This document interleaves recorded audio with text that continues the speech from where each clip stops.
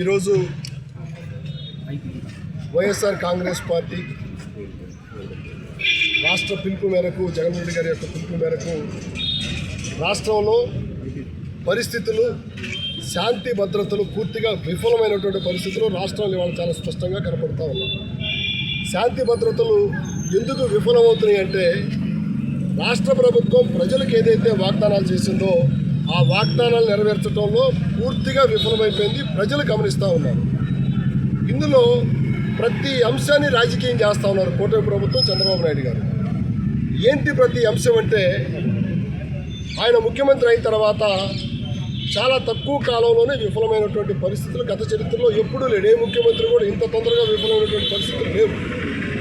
ఆయన 2024 సెప్టెంబర్లో diversion politics, ప్రజలను తప్పుదోవ పట్టించడం, ఆయన యొక్క వైఫల్యాన్ని కప్పిపుచ్చుకోవడానికి డైవర్షన్ పాలిటిక్స్, ప్రజలను తప్పుదోవ పట్టించే దాంట్లో తిరుపతి లడ్డుని ఒక ఎజెండాగా ఎత్తుకున్నారు.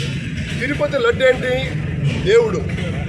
తిరుపతి లడ్డు అనేది ఆంధ్ర రాష్ట్రంలో ఉన్నటువంటి ప్రజలు, భారతదేశంలోని ప్రజలు, ప్రపంచవ్యాప్తంగా ఉన్న ప్రజలందరికీ కూడా ఇష్టదైవం శ్రీ వెంకటేశ్వర స్వామి వారి యొక్క ప్రసాదాన్ని తింటే మంచి జరిగిద్దని, మన కుటుంబానికి బ్లెస్సింగ్స్ ఉంటాయన్న ఉద్దేశంతో దాన్ని ఎంతో మహాపవిత్రంగా తినేటువంటి పరిస్థితి, తీసుకెళ్లేటువంటి పరిస్థితి. దాంట్లో ప్రజల్ని తప్పుదోవ పట్టించడానికి, ప్రజల మనోభావాలు దెబ్బతీయటానికి అందుట్లో వైఎస్ఆర్ కాంగ్రెస్ పార్టీ వాళ్ళు పంది కొవ్వు కలుస్తుందని, జంతు కొవ్వులు కలుస్తున్నాయి, కల్తీ జరుగుతుందని చెప్పిన దాని మీద 2024 సెప్టెంబర్ నెలలో మాట్లాడాడు ఆయన.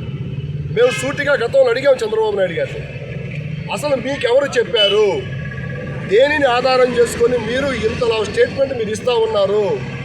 దేనిని మీరు ప్రామాణికంగా తీసుకున్నారని మేము సూటిగా అడిగాం. ఎప్పుడు నిర్ధారణ చేయాలి? ఒక బాధ్యత కలిగినటువంటి ముఖ్యమంత్రి ఒక లడ్డు కావచ్చు, లేకపోతే ఇంకొక అంశం కావచ్చు, ఎవరో మీ ఓటోలో నా ఓటోలో ఎవరో తెలుసో తెలియకో మాట్లాడేది ఒక అర్థం ఉంది. ఒక బాధ్యత కలిగిన ముఖ్యమంత్రి ఎంతో పవిత్రంగా చూసేటువంటి ఒక తిరుపతి లడ్డు విషయంలో జంతు కొవ్వు కలిసిందనేటువంటి ఒక మాట మాట్లాడటం అనేది ఎంతో మనసులకి, మనోభావాలను దెబ్బతీసేటువంటి పరిస్థితి. ఈ పరిస్థితులన్నిటిలో నుంచి ఆయన ప్రజల తప్పుదోవ పట్టించడానికి ఆనాడు వైవి సుబ్బారెడ్డి గారు మా మీద ఒక గుడ్డగాల్చి నిర్దేశాడు చంద్రబాబు నాయుడు గారు. కాబట్టి దీన్ని మేము వదిలిపెట్టము, ప్రజల మనోభావాలను దెబ్బతీస్తూ ఉన్నాడు, మేము వదిలిపెట్టమని చెప్పి ఆయన సుప్రీంకోర్టులో కేసేశారు. సుప్రీంకోర్టు విచారణకు ఆదేశించింది. సుప్రీంకోర్టు సిబిఐకి అప్పచెప్పిన తర్వాత ఏమి తేల్చింది, ఏమి నిర్ధారణ చేసింది? ఎక్కడా కూడా జంతువులకు సంబంధించినటువంటి కొవ్వులు కావచ్చు, ఎటువంటివి కూడా ఎక్కడా కలవలేదు అనే దానిని సిబిఐ నిర్ధారణ చేసి సుప్రీంకోర్టుకి సబ్మిట్ చేసిన తర్వాత సుప్రీంకోర్టు కూడా చాలా స్పష్టంగా గైడ్లైన్స్ ఇచ్చింది.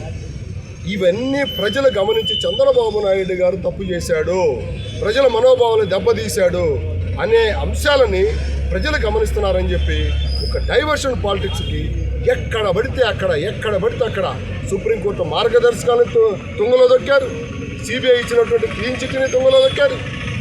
తెలుగుదేశం పార్టీ నాయకులతోటి లోకేష్ గారు, చంద్రబాబు నాయుడు గారు ఇద్దరు కలిసి ఎక్కడ పడితే అక్కడ వైసీపీ వాళ్ళ మీద దుష్ప్రచారం చేయండి, జగన్మోహన్ రెడ్డి గారు దుష్ప్రచారం చేయండి అని ఫ్లెక్సీలు కట్టించారు. ఈ ఫ్లెక్సీలు కట్టించిన మాట చిన్న తప్ప. అది ఏం కట్టించారు? సుప్రీంకోర్టు ఇచ్చిన గైడ్లైన్స్ని తప్పుదోవ పట్టించారు. సిబిఐ ఇచ్చినటువంటి క్లీన్ చిట్ని తప్పుదోవ పట్టించి మళ్ళీ అదే పాట బిగించేశారు. మహాపాపం, అపచారం. ఏది అపచారం, ఏది మహాపాపం? చంద్రబాబు నాయుడు గారు దేవుడితో కూడా ఆటలాడుకుంటున్నాడు తన రాజకీయ స్వార్థం కోసం. ఇది నిజం కాదా అని మేము అడుగుతా ఉన్నాం వైఎస్ఆర్ కాంగ్రెస్ పార్టీ తరఫున. దీనిని ప్రశ్నించినటువంటి అంబటి రాంబాబు గారు వాళ్ళ ఇంటి పైన ఒక రాక్షసత్వంతో సాయంత్రం 4:20 ప్రారంభించినటువంటి దమనకాండ, ఒక విధ్వంసం రాష్ట్ర చరిత్రలో ఎప్పుడు ఎవరు కూడా మర్చిపోలేనటువంటి సంఘటన. దీనికి పోలీసు వాళ్ళు దగ్గరుండి కాపలా కాసినటువంటి తప్పనిచ్చి 4:20 ప్రారంభమైనటువంటి ఒక దమనకాండ, ఒక విధ్వంసకాండ రాత్రి 12 గంటల దాకా జరుగుతూ ఉంటే ఈ రాష్ట్రంలో ప్రజలకు సంబంధించినటువంటి శాంతి భద్రతలు కాపాడాల్సినటువంటి పోలీసు యంత్రాంగం పూర్తిగా విఫలమయ్యి రాష్ట్ర ప్రభుత్వం పూర్తిగా విఫలమైందా లేదా అని చెప్పి ఇవాళ కూటమి ప్రభుత్వం చంద్రబాబు నాయుడు గారితో పాటు పవన్ కళ్యాణ్ గారిని ప్రశ్నిస్తూ ఉన్నాం. అంబటి రాంబాబు గారి ఇంట్లో పరిస్థితులు ఏంటి? ఆయన ఆఫీసులో కూర్చొని ఉన్నారు, ఆయన ఆఫీసుని విధ్వంసం చేశారు. ఇంటిలో ఆయన భార్యా పిల్లలు ఉన్నారు, అక్కడ విధ్వంసం చేశారు. ఈ పరిస్థితులన్నిటిలో నుంచి అక్కడ ప్రాణ నష్టం జరిగే పరిస్థితి ఉందని చెప్పి మేమందరం కూడా ఎస్పీ గారి బంగ్లా దగ్గరికి వెళ్ళి ఎస్పీ గారికి చెబుదామని వెళ్తే ఎస్పీ గారు ఇంట్లో ఉన్నారని చెప్పి తెలిసి వెళ్తే ఎస్పీ గారు ఇంట్లో లేరని చెప్పి చెప్పారు. ఆయన గేటు బయట సుమారుగా 45 నిమిషాల పాటు మేము వెయిట్ చేస్తే తలుపు తీసిన దాఖలాలు లేవు. మేము క్లారిటీగా చెప్పేసాము ఆ రోజు. అక్కడ ఏ ఒక్క ప్రాణానికి నష్టం జరిగినా పోలీసు వారిదే బాధ్యత. ఆ ఇంటిని ఏ విధంగా చేశారు? గడ్డ పొలుగులు పెట్టి మలాట్లు పెట్టి ఇళ్ళు పడగొట్టినంత విధ్వంసమా? ఏమి తప్పు చేశాడు అంబటి రాంబాబు గారు? ఆ రోజు ఏం మాట్లాడాడు ఆయన? మీరు నేను వెళ్తా ఉంటే కర్రలు తీసుకొని రాడ్లు తీసుకొని నా పైన దాడి చేయడానికి వచ్చి ఈ దాడితో పాటు ఇష్టారాజ్యంగా బూతులు తిడితే నేను మాట దొల్లిన మాట నిజమని ఆయన బేషరతుగా క్షమాపణ చెప్పాడు. ఆ చెప్పిన దాన్ని ఆ రోజున స్వాగతించాల్సింది పోయి సాకుగా తీసుకొని దానిని అలుసుగా తీసుకొని ఎప్పుడు అంబటి రాంబాబు గారు దొరుకుతాడు? ఎందుకంటే రాష్ట్రంలో కూటమి ప్రభుత్వాన్ని నిద్రలేచింది నుంచి ఎండగట్టే దాంట్లో కీలక పాత్ర పోషిస్తుంది అంబటి రాంబాబు గారు. ఏం చేశారు? స్పష్టంగా ఇంటి పైన ముక్కుముడిగా 1000 మంది 2000 మంది ముక్కుముడిగా దాడి చేయడానికి పూనుకున్నారంటే ఇందులో 100కి 100% చెప్తా ఉన్నా. ఇవాళ గుర్తుంచుకోండి, పెమ్మసాని గారి పాత్ర చాలా కీలకంగా ఉంది. ఆయన కేంద్ర మంత్రి, బాధ్యత కలిగినటువంటి వ్యక్తి. మీ పర్మిషన్ లేకుండా ఒక శాసనసభ్యులు ఇంటి మీదకి వెళ్తారా చెప్పండి? శాసనసభ్యురాలతో పాటు ఆయన భర్త ఇంటి మీదకి వెళ్తారా చెప్పండి? పెమ్మసాని చంద్రశేఖర్ గారు స్పష్టంగా పోలీసు వ్యవస్థకి స్పష్టమైన ఆదేశాలు ఇచ్చాడు. ఆ ఆదేశాలు ఇచ్చాడని చెప్పి చూడడానికి ఆధారాలు ఏంటి? ఆయన మీడియాలో చెప్పాడు స్పష్టంగా. అంబటి రాంబాబుకి 24 గంటల్లో మేమేంటో చూపిస్తామని చెప్పి చెప్పాడు.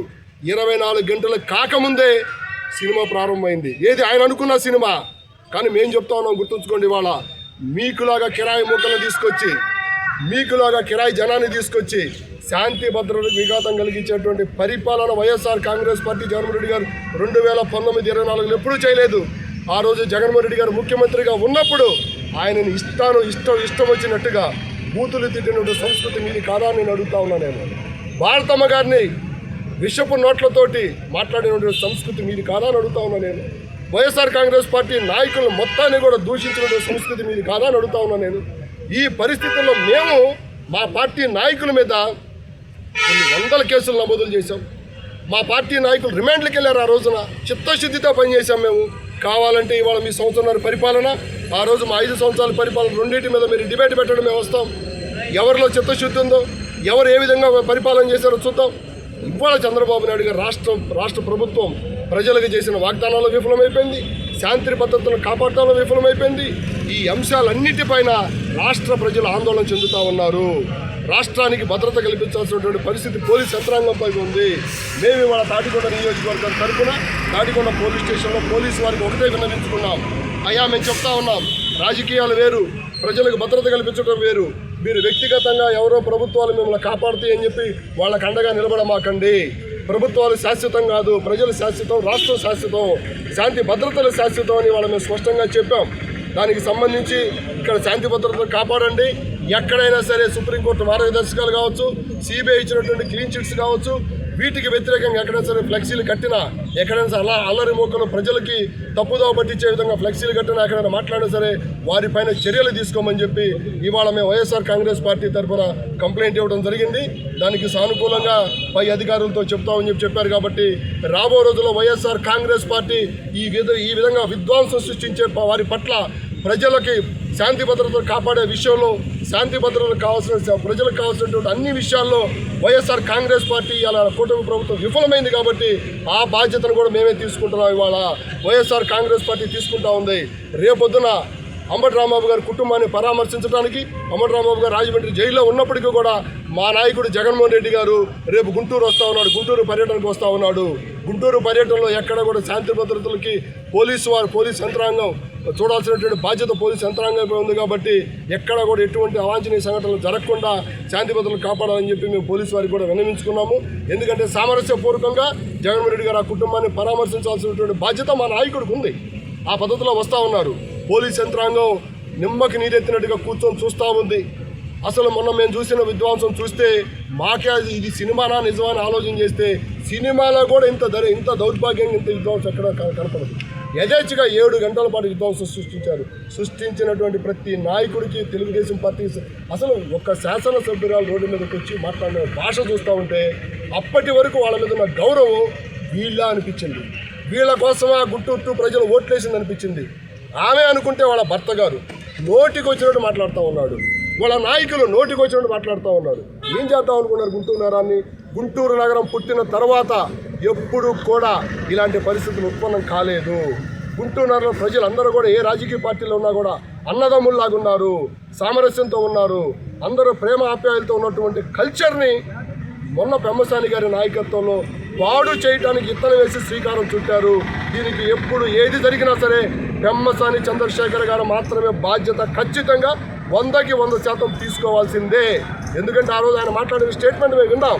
24 గంటల్లో సినిమా యాక్టర్తో చూపిస్తానని చెప్పాడు.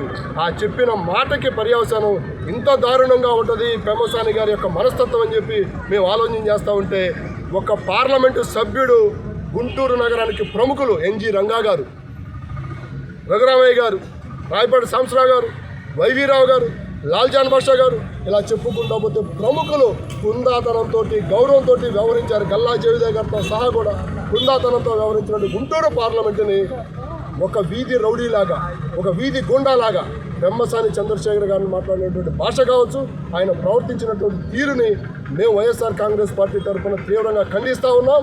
రాబో రోజుల్లో జరిగే ఏ పరిణామాలకైనా సరే బాధ్యత మాత్రం ఖచ్చితంగా 100కి 100% పెమ్మసాని చంద్రశేఖర్ గారే తీసుకోవాలి. ఆయన వ్యవహార శైలి చూస్తూ ఉంటే మాకు బిన్ లాడెన్ గుర్తొస్తూ ఉన్నాడు. బిన్ లాడెన్ ఏడో కూర్చుంటాడు, ఏదో చేపిస్తూ ఉంటాడు, ట్విన్ టవర్స్ తగలబెట్టినట్టు.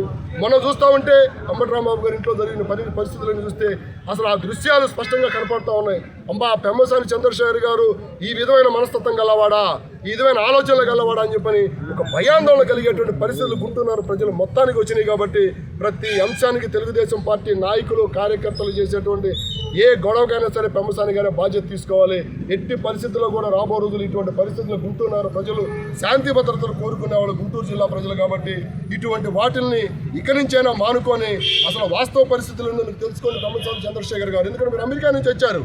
గుంటూరు ఎంత సామరస్యంగా ఉంటుంది. గుంటూరు నగర ప్రజలు అన్నదమ్ముల్లాగా ఉంటారు, కులాలు లేదు, మతాలు లేరు, అందరం అన్నదమ్ముల్లాగా ఉంటాం. ఈ పరిస్థితులకు అన్నిటికీ భిన్నంగా మీరు ప్రవర్తించినటువంటి తీరు మాత్రం సిగ్గుచేటని చెప్పి సందర్భంగా తెలియజేసుకుంటూ మేము వైఎస్ఆర్ కాంగ్రెస్ పార్టీ తరఫున ఈరోజు తాడికొండ నియోజకవర్గంలో శాంతి భద్రతను కాపాడమని చెప్తాం. సుప్రీంకోర్టు ఇచ్చినటువంటి మార్గదర్శకాలని తొంగలో దొక్కకుండా, సిబిఐ ఇచ్చినటువంటి క్లీన్ చిట్ తొంగలో దొక్కకుండా వాస్తవాలు మీరు చెప్పండి, మేము వాస్తవాలు చెప్తాము, ప్రజల దగ్గరికి వెళ్దాం తప్పనిచ్చి మీరు ప్రజల్ని తప్పుదో పట్టించే విధంగా ప్రవర్తించమని చెప్పి పోలీసు వారిని కోరుకున్నాము. రాబో రోజుల్లో ప్రజలకి శాంతి భద్రతలను కాపాడుతున్న వైఎస్ఆర్ కాంగ్రెస్ పార్టీ ముందుంటుందని చెప్పి సందర్భంగా వివరాలు తెలియజేస్తాం.